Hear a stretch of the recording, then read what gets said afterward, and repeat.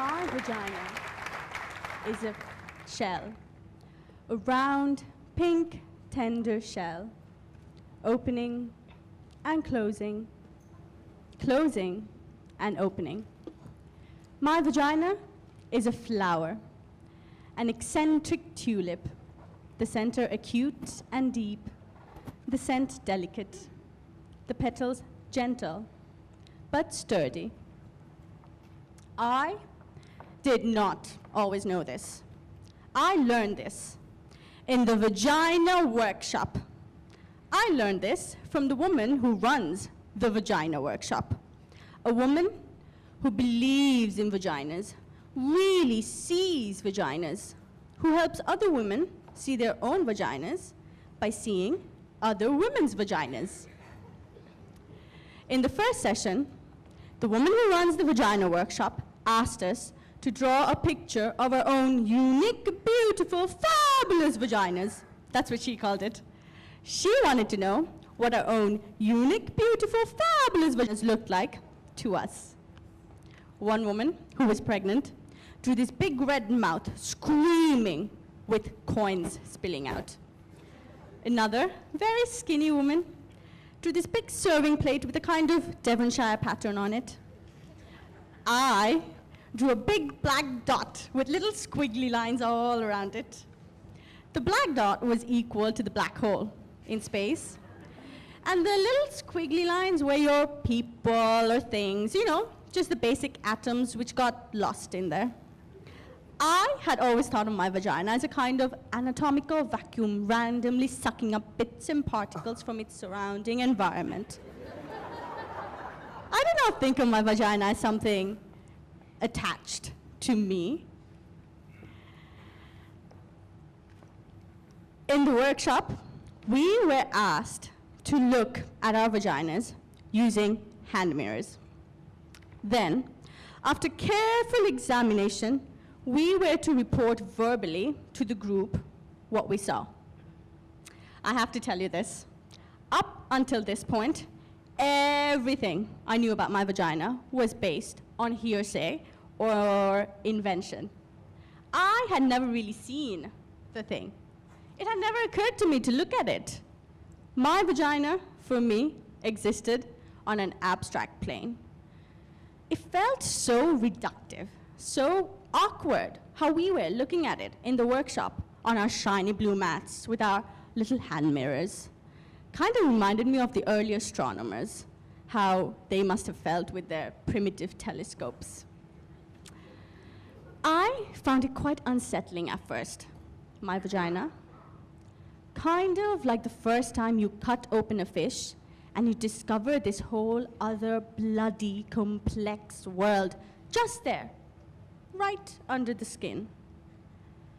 It was so raw, so red, so fresh.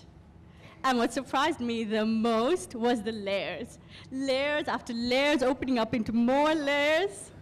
My vagina amazed me. I couldn't speak when it came to my turn. I was speechless. I had awakened to what the woman who ran the workshop called vaginal wonder. I just wanted to lay there, my legs spread, examining my vagina forever. It was better than the Grand Canyon, ancient and full of grace. It had the innocence and freshness of a proper English garden. It was funny, very funny. Well, it made me laugh. It could hide and seek and open and close.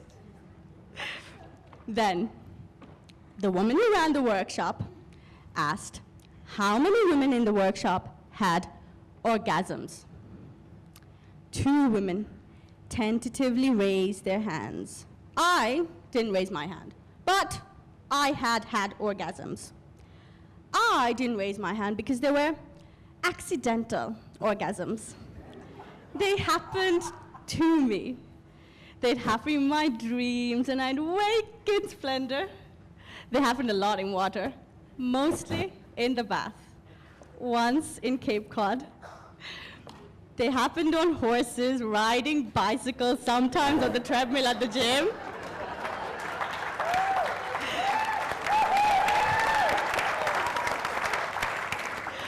I did not raise my hand because although I had had orgasms, I did not know how to make one happen. I thought it was a magical, mystical thing. I didn't want to interfere. It felt wrong to get involved. Contrived, manipulative. It felt Hollywood. The surprise would be gone, and the mystery. The problem, of course, was that the surprise had been gone for a whole 2 years. I hadn't had a magical accidental orgasm in a long time, and I was frantic. That's why I was in the Vagina workshop. The moment arrived that I had both dreaded and longed for. The woman who ran the workshop asked us to take out our hand mirrors again and to see if we could locate our clitoris. There we were, the group of us women, on our backs, on our mats, searching for our spot, our locus, our reason. And I don't know why, but I started crying. Maybe it was sheer embarrassment, or maybe it was knowing that I had to give up on this fantasy, this enormous, life-consuming fantasy, that someone or something was going to come and do all of this for me, that someone was going to come and lead my life, choose my direction, and give me orgasms. I could feel the panic coming. The simultaneous terror and realization that I had avoided looking for my clitoris, that I had actually rationalized it by calling it mainstream and consumerist, was actually because I was in fact terrified I did not have a clitoris. I was terrified that I was one of those constitutionally incapables, one of those dead, shut down, frigid, apricot tasting, bitter. Oh my God! I lay there, searching for my spot, reaching with my fingers, and all I could think about was that time when I was 10 and had lost my gold ring with the emeralds on it in the lake, how I kept on diving in over and over to the bottom, running my hands over stones and little fish and slimy thing, but never, never my ring. Oh, the panic I'd felt. I knew I'd be punished. The woman who ran the workshop saw my insane, scrambling, heavy breathing and sweating, and she came over. It's gone, I told her. I've lost my clitoris. I should never have worn it swimming. Yeah, she laughed. She gently stroked my forehead, and she told me that my clitoris was not something I could lose. It was me, she said, the essence of me. It was both the doorbell to my house and the house itself. I did not have to find my clitoris. I had to be it. Be it? Be my clitoris? Be my clitoris. I lay back and closed my eyes. I put down my hand mirror. I watched myself as I floated above myself. I watched as I began to approach myself and re-enter. I felt like an astronaut re-entering the surface of the earth.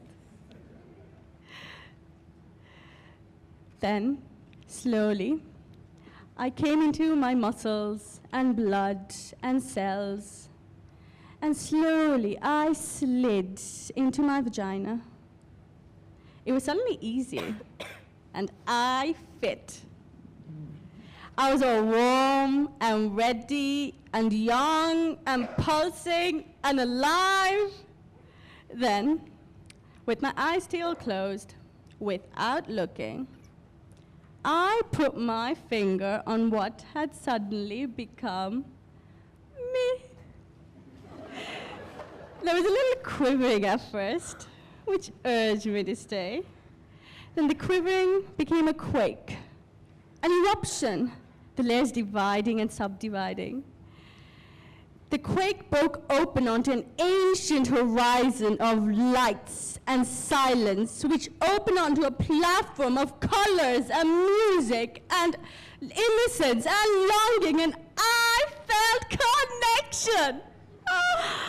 Calling connection as I lay there, thrashing about on my little blue mat.